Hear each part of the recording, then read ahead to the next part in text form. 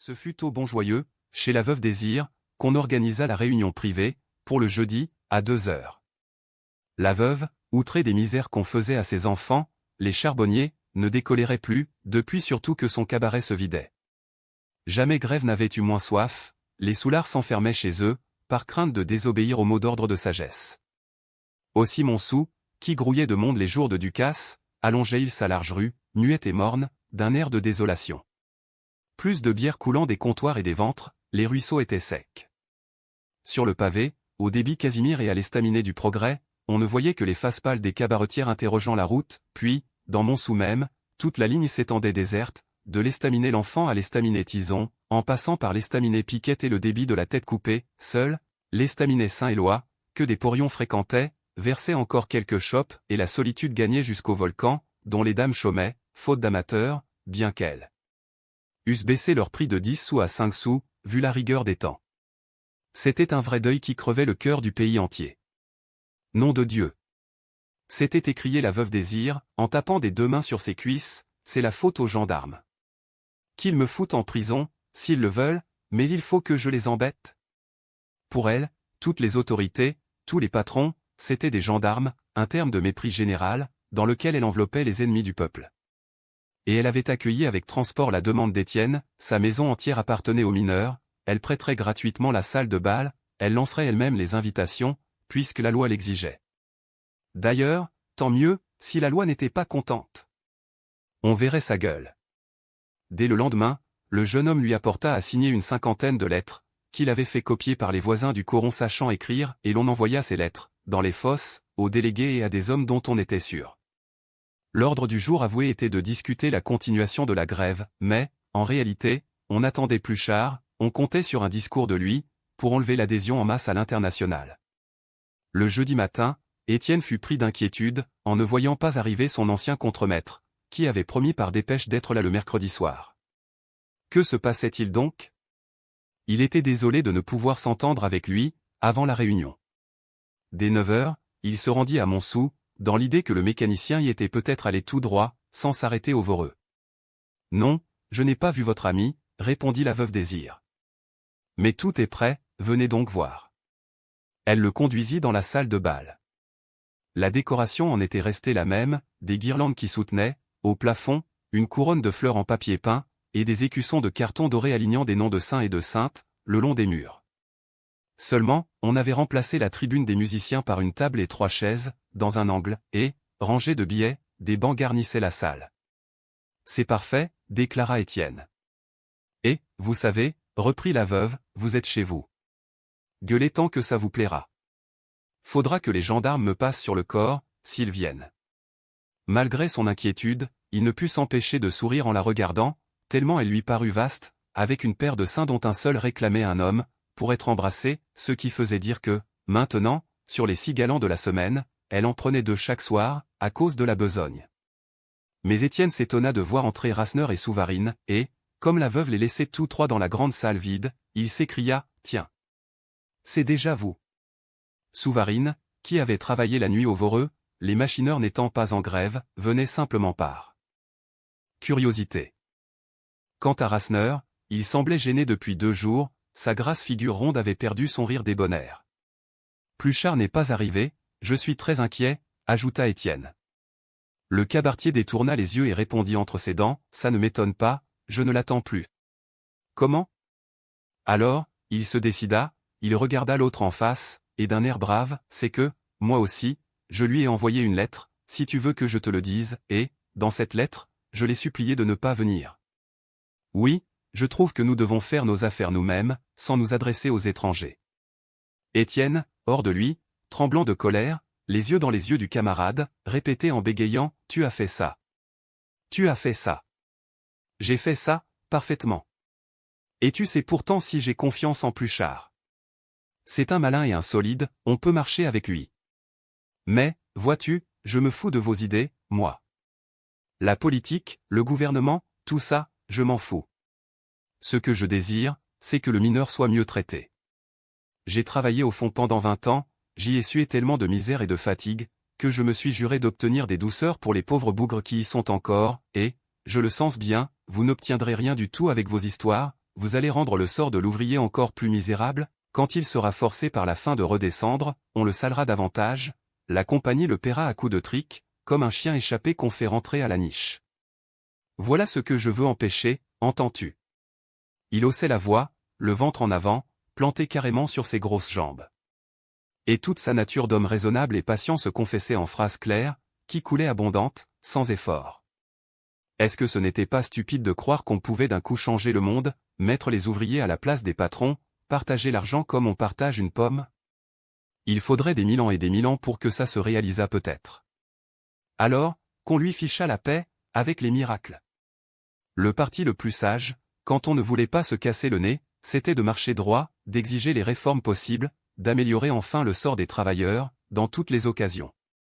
Ainsi, lui se faisait fort, s'il s'en occupait, d'amener la compagnie à des conditions meilleures, au lieu que, va te faire fiche.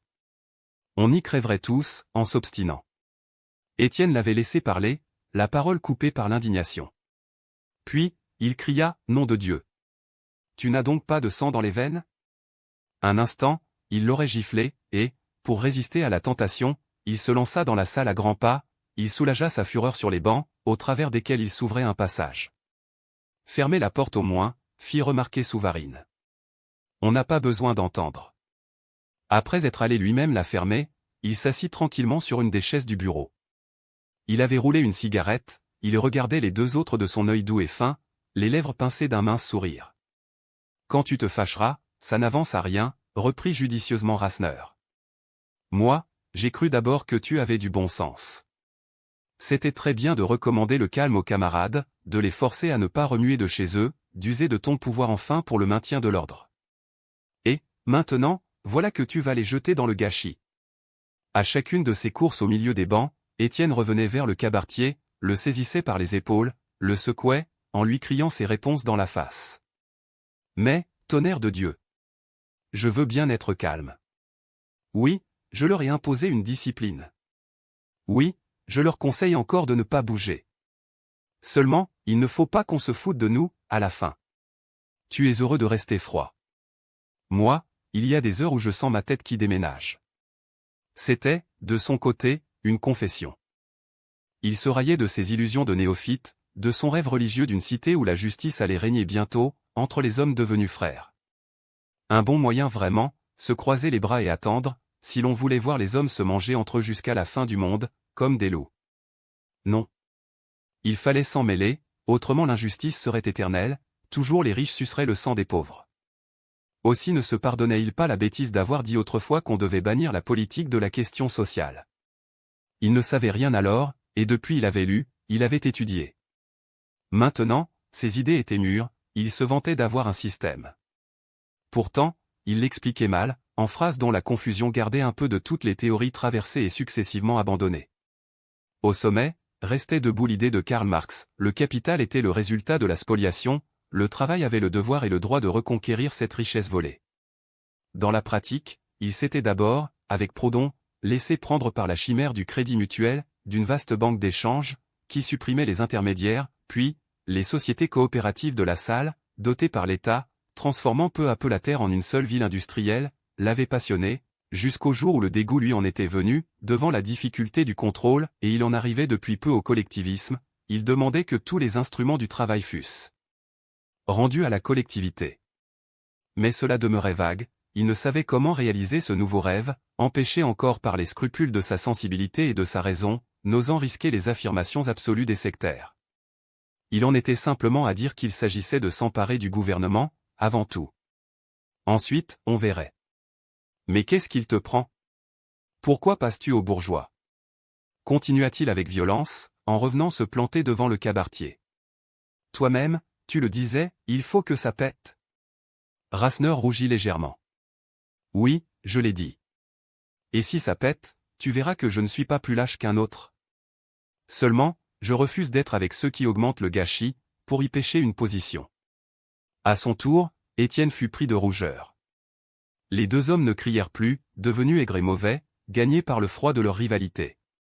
C'était, au fond, ceux qui outraient les systèmes, jetant l'un à une exagération révolutionnaire, poussant l'autre à une affectation de prudence, les emportant malgré eux au-delà de leurs idées vraies, dans ces fatalités des rôles qu'on ne choisit pas soi-même.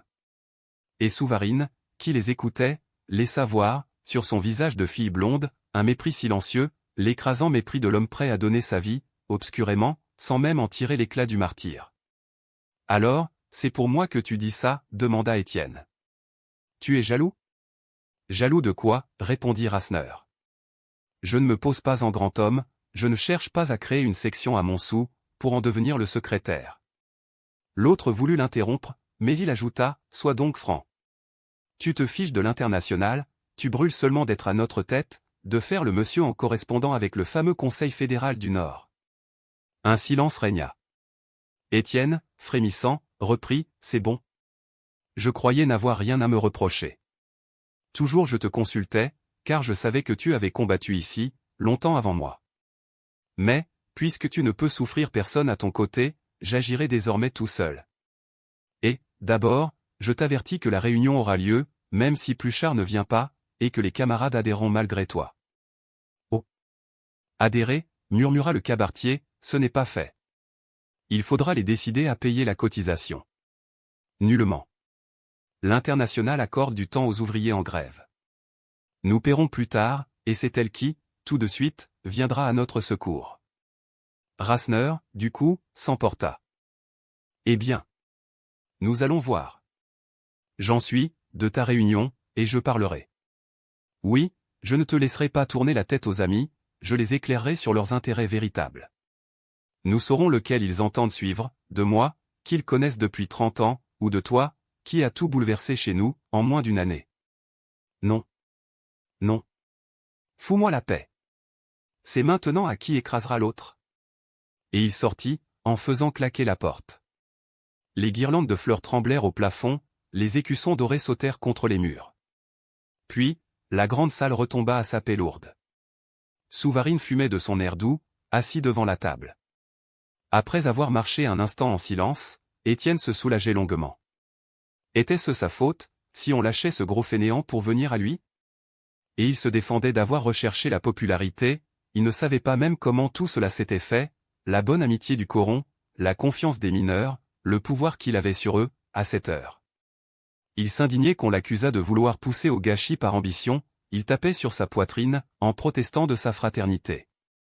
Brusquement, il s'arrêta devant Souvarine, il cria, « Vois-tu, si je savais coûter une goutte de sang à un ami, je filerais tout de suite en Amérique. » Le machineur haussa les épaules, et un sourire amincit de nouveau ses lèvres. « Oh ! Du sang, murmura-t-il, qu'est-ce que ça fait? La terre en a besoin. » Étienne, se calmant, prit une chaise et s'accouda de l'autre côté de la table. Cette face blonde, dont les yeux rêveurs s'ensauvageaient parfois d'une clarté rouge, l'inquiétait, exerçait sur sa volonté une action singulière. Sans que le camarade parlât, conquis par ce silence même, il se sentait absorbé peu à peu. « Voyons, demanda-t-il, que ferais-tu à ma place? N'ai-je pas raison de vouloir agir? Le mieux, n'est-ce pas, est de nous mettre de cette association. » Souvarine, après avoir soufflé lentement un jet de fumée, répondit par son mot favori, « Oui, des bêtises. Mais, en attendant, c'est toujours ça. D'ailleurs, leur international va marcher bientôt. Il s'en occupe. » Qui donc? Lui. Il avait prononcé ce mot à demi-voix, d'un air de ferveur religieuse, en jetant un regard vers l'Orient. C'était du maître qu'il parlait, de Bakounine l'exterminateur. Lui seul peut donner le coup de massue, continua-t-il, tandis que tes savants sont des lâches, avec leur évolution. Avant 3 ans, l'Internationale, sous ses ordres, doit écraser le vieux monde. Étienne tendait les oreilles, très attentif. Il brûlait de s'instruire, de comprendre ce culte de la destruction, sur lequel le machineur ne lâchait que de rares paroles obscures, comme s'il en eût gardé pour lui les mystères. « Mais enfin explique-moi. Quel est votre but? Tout détruire. Plus de nations, plus de gouvernements, plus de propriétés, plus de dieux ni de culte. J'entends bien. Seulement, à quoi ça vous mène-t-il? À la commune primitive et sans forme, à un monde nouveau, au recommencement de tout. Et les moyens d'exécution? Comment comptez-vous vous y prendre? Par le feu, par le poison, par le poignard. Le brigand est le vrai héros, le vengeur populaire, le révolutionnaire en action, sans phrase puisée dans les livres. Il faut qu'une série d'effroyables attentats épouvante les puissants et réveille le peuple. En parlant, Souvarine devenait terrible. Une extase le soulevait sur sa chaise, une flamme mystique sortait de ses yeux pâles, et ses mains délicates étreignaient le bord de la table, à la briser. Saisi de peur, l'autre le regardait, songeait aux histoires dont il avait reçu la vague confidence, des mines chargées sous les palais du tsar, des chefs de la police abattus à coups de couteau ainsi que des sangliers, une maîtresse à lui, la seule femme qu'il eût aimée, pendue à Moscou, un matin de pluie, pendant que, dans la foule, il la baisait des yeux, une dernière fois. Non. Non. Murmura Étienne, avec un grand geste qui écartait ces abominables visions, nous n'en sommes pas encore là, chez nous. L'assassinat, l'incendie, jamais. C'est monstrueux, c'est injuste, tous les camarades se lèveraient pour étrangler le coupable. Et puis, il ne comprenait toujours pas, sa race se refusait au rêve sombre de cette extermination du monde, fauché comme un champ de seigle, à ras de terre. Ensuite, que ferait-on, comment repousserait les peuples? Il exigeait une réponse. Dis-moi ton programme. Nous voulons savoir où nous allons, nous autres. Alors, Souvarine conclut paisiblement, avec son regard noyé et perdu, tous les raisonnements sur l'avenir sont criminels, parce qu'ils empêchent la destruction pure et entravent la marche de la révolution. Cela fit rire Étienne, malgré le froid que la réponse lui avait soufflé sur la chair. Du reste, il confessait volontiers qu'il y avait du bon dans ses idées, dont l'effrayante simplicité l'attirait. Seulement, ce serait donner la partie trop belle à Rasseneur, si l'on en comptait de pareils aux camarades. Il s'agissait d'être pratique. La veuve Désir leur proposa de déjeuner. Ils acceptèrent, ils passèrent dans la salle du cabaret, qu'une cloison mobile séparait du bal, pendant la semaine. Lorsqu'ils eurent fini leur omelette et leur fromage, le machineur voulut partir, et, comme l'autre le retenait, à quoi bon? Pour vous entendre dire des bêtises inutiles. J'en ai assez vu. Bonsoir. Il s'en alla de son air doux et obstiné, une cigarette aux lèvres. L'inquiétude d'Étienne croissait. Il était 1h, décidément Pluchart lui manquait de parole. Vers 1h30, les délégués commencèrent à paraître, et il dut les recevoir, car il désirait veiller aux entrées, de peur que la compagnie n'envoyât ses mouchards habituels. Il examinait chaque lettre d'invitation, dévisageait les gens, beaucoup, d'ailleurs, pénétraient sans lettres, il suffisait qu'il les connût, pour qu'on leur ouvrît la porte. Comme 2 heures sonnaient, il vit arriver Rasseneur, qui acheva sa pipe devant le comptoir, en causant, sans hâte. Ce calme goguenard acheva de l'énerver, d'autant plus que des farceurs étaient venus, simplement pour la rigolade, Zacharie, Mouquet, d'autres encore, ceux-là se fichaient de la grève, trouvaient drôle de ne rien faire, et, attablés, dépensant leurs derniers 2 sous à une chope, ils ricanaient, ils blaguaient les camarades, les convaincus, qui allaient avaler leur langue d'embêtement. Un nouveau quart d'heure s'écoula. On s'impatientait dans la salle. Alors, Étienne, désespéré, eut un geste de résolution. Et il se décidait à entrer, quand la veuve Désir, qui allongeait la tête au dehors, s'écria « Mais le voilà, votre monsieur !» C'était Pluchart, en effet. Il arrivait en voiture, traîné par un cheval poussif. Tout de suite, il sauta sur le pavé, mince, bellâtre, la tête carrée et trop grosse, ayant sous sa redingote de drap noir l'endimanchement d'un ouvrier cossu. Depuis 5 ans, il n'avait plus donné un coup de lime, et il se soignait, se peignait surtout avec correction, vaniteux de ses succès de tribune, mais il gardait des raideurs de membres, les ongles de ses mains larges ne repoussaient pas, mangés par le fer. Très actif, il servait son ambition, en battant la province sans relâche, pour le placement de ses idées. « Ah! Ne m'en veuillez pas, dit-il, devançant les questions et les reproches. Hier, conférence à Preuilly le matin, réunion le soir à Valençay.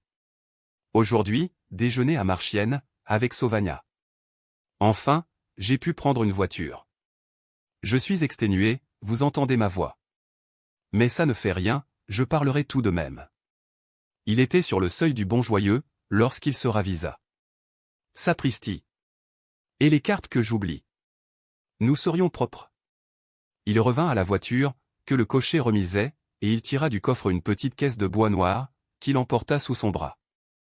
Étienne, rayonnant, marchait dans son ombre, tandis que Rasseneur, consterné, n'osait lui tendre la main. L'autre la lui serrait déjà, et il dit à peine un mot rapide de la lettre, quelle drôle d'idée. Pourquoi ne pas faire cette réunion? On devait toujours faire une réunion, quand on le pouvait. La veuve Désir lui offrit de prendre quelque chose, mais il refusa. Inutile. Il parlait sans boire. Seulement, il était pressé, parce que, le soir, il comptait pousser jusqu'à Joiselle, où il voulait s'entendre avec le Goujeux. Tous alors entrèrent en paquet dans la salle de bal. Maheu et Levaque, qui arrivaient en retard, suivirent ces messieurs. Et la porte fut fermée à clé, pour être chez soi, ce qui fit ricaner plus haut les blagueurs, Zacharie ayant crié à Mouquet qu'ils allaient peut-être bien foutre un enfant à eux tous, là-dedans. Une centaine de mineurs attendaient sur les banquettes, dans l'air enfermé de la salle, où les odeurs chaudes du dernier bal remontaient du parquet. Des chuchotements coururent, les têtes se tournèrent, pendant que les nouveaux venus s'asseyaient aux places vides. On regardait le monsieur de Lille, la redingote noire causait une surprise et un malaise. Mais, immédiatement, sur la proposition d'Étienne, on constitua le bureau. Il lançait des noms, les autres approuvaient en levant la main. Pluchart fut nommé président, puis on désigna comme assesseur Maheu et Étienne lui-même. Il y eut un remuement de chaises, le bureau s'installait, et l'on chercha un instant le président disparu derrière la table, sous laquelle il glissait la caisse, qu'il n'avait pas lâchée. Quand il reparut, il tapa légèrement du poing pour réclamer l'attention, ensuite, il commença d'une voix enrouée, « Citoyen ». Une petite porte s'ouvrit, il dut s'interrompre. C'était la veuve Désir, qui, faisant le tour par la cuisine, apportait 6 chopes sur un plateau. « Ne vous dérangez pas », murmura-t-elle. « Lorsqu'on parle, on a soif. » Maheu la débarrassa et Pluchart put continuer. Il se dit très touché du bon accueil des travailleurs de Montsou, il s'excusa de son retard, en parlant de sa fatigue et de sa gorge malade. Puis, il donna la parole au citoyen Rasseneur, qui la demandait. Déjà, Rasseneur se plantait à côté de la table, près des chopes. Une chaise retournée lui servait de tribune. Il semblait très ému, il toussa avant de lancer à pleine voix, « Camarades ». Ce qui faisait son influence sur les ouvriers des fosses, c'était la facilité de sa parole, la bonhomie avec laquelle il pouvait leur parler pendant des heures, sans jamais se lasser. Il ne risquait aucun geste, restait lourd et souriant, les noyait, les étourdissait, jusqu'à ce que tous criassent « Oui, oui, c'est bien vrai, tu as raison ». Pourtant, ce jour-là, dès les premiers mots, il avait senti une opposition sourde. Aussi avançait-il prudemment. Il ne discutait que la continuation de la grève, il attendait d'être applaudi, avant de s'attaquer à l'international.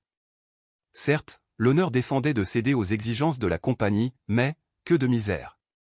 Quel avenir terrible, s'il fallait s'obstiner longtemps encore. Et, sans se prononcer pour la soumission, il amollissait les courages, il montrait les corons mourants de faim, il demandait sur quelles ressources comptaient les partisans de la résistance. 3 ou 4 amis essayèrent de l'approuver, ce qui accentua le silence froid du plus grand nombre, la désapprobation peu à peu irritée qui accueillait ces phrases. Alors, désespérant de les reconquérir, la colère l'emporta, il leur prédit des malheurs, s'ils se laissaient tourner la tête par des provocations venues de l'étranger. Les 2/3 s'étaient levés, se fâchaient, voulaient l'empêcher d'en dire davantage, puisqu'il les insultait, en les traitant comme des enfants incapables de se conduire. Et lui, buvant coup sur coup des gorgées de bière, parlait quand même au milieu du tumulte, criait violemment qu'il n'était pas né, bien sûr, le gaillard qui l'empêcherait de faire son devoir. Pluchart était debout. Comme il n'avait pas de sonnette, il tapait du poing sur la table, il répétait de sa voix étranglée, « Citoyen, citoyen ». Enfin, il obtint un peu de calme, et la réunion, consultée, retira la parole à Rasseneur. Les délégués qui avaient représenté les fosses, dans l'entrevue avec le directeur, menaient les autres, tous enragés par la faim, travaillaient d'idées nouvelles. C'était un vote réglé à l'avance. « Tu t'en fous, toi. Tu manges » hurla Levaque, en montrant le poing à Rasseneur. Étienne s'était penché, derrière le dos du président, pour apaiser Maheu, très rouge, mis hors de lui par ce discours d'hypocrite. « Citoyen, dit Pluchart, permettez-moi de prendre la parole. » Un silence profond se fit. Il parla. Sa voix sortait, pénible et rauque, mais il s'y était habitué, toujours en course, promenant sa laryngite avec son programme. Peu à peu, il l'enflait et en tirait des effets pathétiques. Les bras ouverts, accompagnant les périodes d'un balancement d'épaules, il avait une éloquence qui tenait du prône, une façon religieuse de laisser tomber la fin des phrases, dont le ronflement monotone finissait par convaincre. Et il plaça son discours sur la grandeur et les bienfaits de l'international, celui qu'il déballait d'abord, dans les localités où il débutait. Il en expliqua le but, l'émancipation des travailleurs, il en montra la structure grandiose, en bas la commune, plus haut la province, plus haut encore la nation, et tout au sommet l'humanité. Ses bras s'agitaient lentement, entassaient les étages, dressaient l'immense cathédrale du monde futur. Puis, c'était l'administration intérieure, il lut les statuts, parla des congrès, indiqua l'importance croissante de l'œuvre, l'élargissement du programme, qui, parti de la discussion des salaires, s'attaquait maintenant à la liquidation sociale, pour en finir avec le salariat. Plus de nationalité, les ouvriers du monde entier réunis dans un besoin commun de justice, balayant la pourriture bourgeoise, fondant enfin la société libre, où celui qui ne travaillerait pas, ne récolterait pas. Il mugissait, son haleine effarait les fleurs de papier peint, sous le plafond enfumé dont l'écrasement rabattait les éclats de sa voix. Une houle agita les têtes. Quelques-uns crièrent, « C'est ça. Nous en sommes. » Lui, continuait. C'était la conquête du monde avant 3 ans. Et il énumérait les peuples conquis. De tous côtés pleuvaient les adhésions. Jamais religion naissante n'avait fait tant de fidèles. Puis, quand on serait les maîtres, on dicterait des lois aux patrons, ils auraient à leur tour le poing sur la gorge. Oui. Oui. C'est eux qui descendront. D'un geste, il réclama le silence. Maintenant, il abordait la question des grèves. En principe, il les désapprouvait, elles étaient un moyen trop lent, qui aggravait plutôt les souffrances de l'ouvrier. Mais, en attendant mieux, quand elles devenaient inévitables, il fallait s'y résoudre, car elles avaient l'avantage de désorganiser le capital. Et, dans ce cas, il montrait l'Internationale comme une providence pour les grévistes, il citait des exemples, à Paris, lors de la grève des bronziers, les patrons avaient tout accordé d'un coup, pris de terreur à la nouvelle que l'Internationale envoyait des secours, à Londres, elle avait sauvé les mineurs du Nouillère, en rapatriant à ses frais un convoi de Belges, appelé par le propriétaire de la mine. Il suffisait d'adhérer, les compagnies tremblaient, les ouvriers entraient dans la grande armée des travailleurs, décidés à mourir les uns pour les autres, plutôt que de rester les esclaves de la société capitaliste. Des applaudissements l'interrompirent. Il s'essuyait le front avec son mouchoir, tout en refusant une chope que Maheu lui passait. Quand il voulut reprendre, de nouveaux applaudissements lui coupèrent la parole. « Ça y est, dit-il rapidement à Étienne. Ils en ont assez. Vite. Les cartes. » Il avait plongé sous la table, il reparut avec la petite caisse de bois noir. « Citoyens, cria-t-il, dominant le vacarme, voici les cartes de membres. Que vos délégués s'approchent, je les leur remettrai, et ils les distribueront. Plus tard, on réglera tout. » Rasseneur s'élança, protesta encore. De son côté, Étienne s'agitait, ayant à prononcer un discours. Une confusion extrême s'ensuivit. Levaque lançait les poings en avant, comme pour se battre. Debout, Maheu parlait, sans qu'on pût distinguer un seul mot. Dans ce redoublement de tumulte, une poussière montait du parquet, la poussière volante des anciens bals, empoisonnant l'air de l'odeur forte des herscheuses et des galibots. Brusquement, la petite porte s'ouvrit, la veuve Désir l'emplit de son ventre et de sa gorge, en disant d'une voix tonnante, « Taisez-vous donc, nom de Dieu. V'là les gendarmes. » C'était le commissaire de l'arrondissement qui arrivait, un peu tard, pour dresser procès-verbal et dissoudre la réunion. 4 gendarmes l'accompagnaient. Depuis 5 minutes, la veuve les amusait à la porte, en répondant qu'elle était chez elle, qu'on avait bien le droit de réunir des amis. Mais on l'avait bousculée, et elle accourait prévenir ses enfants.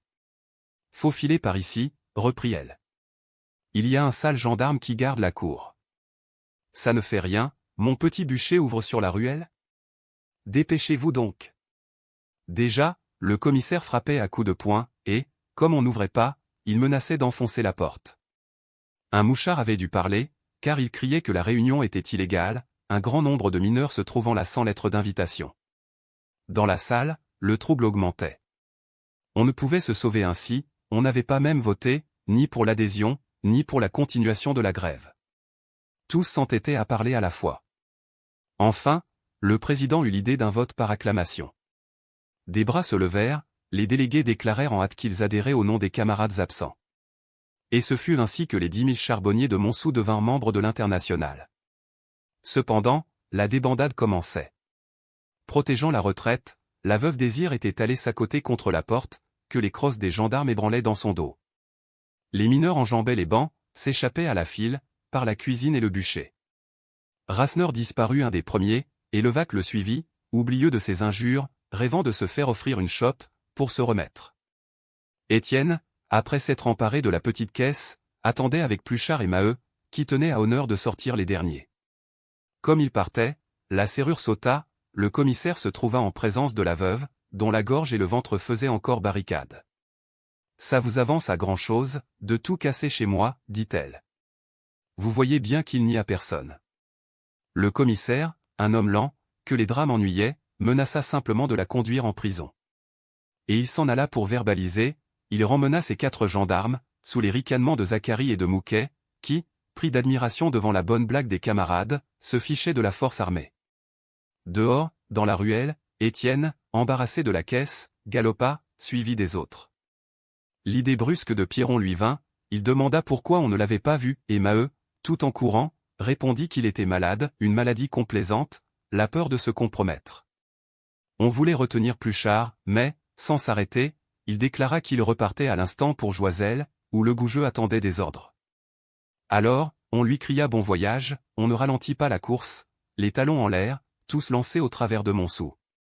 Des mots s'échangeaient, entrecoupés par le halètement des poitrines. Étienne et Maheu riaient de confiance, certains désormais du triomphe, lorsque l'Internationale aurait envoyé des secours, ce serait la compagnie qui les supplierait de reprendre le travail. Et, dans cet élan d'espoir, dans ce galop de gros souliers sonnant sur le pavé des routes, il y avait autre chose encore, quelque chose d'assombri et de farouche, une violence dont le vent allait enfiévrer les corons, aux 4 coins du pays.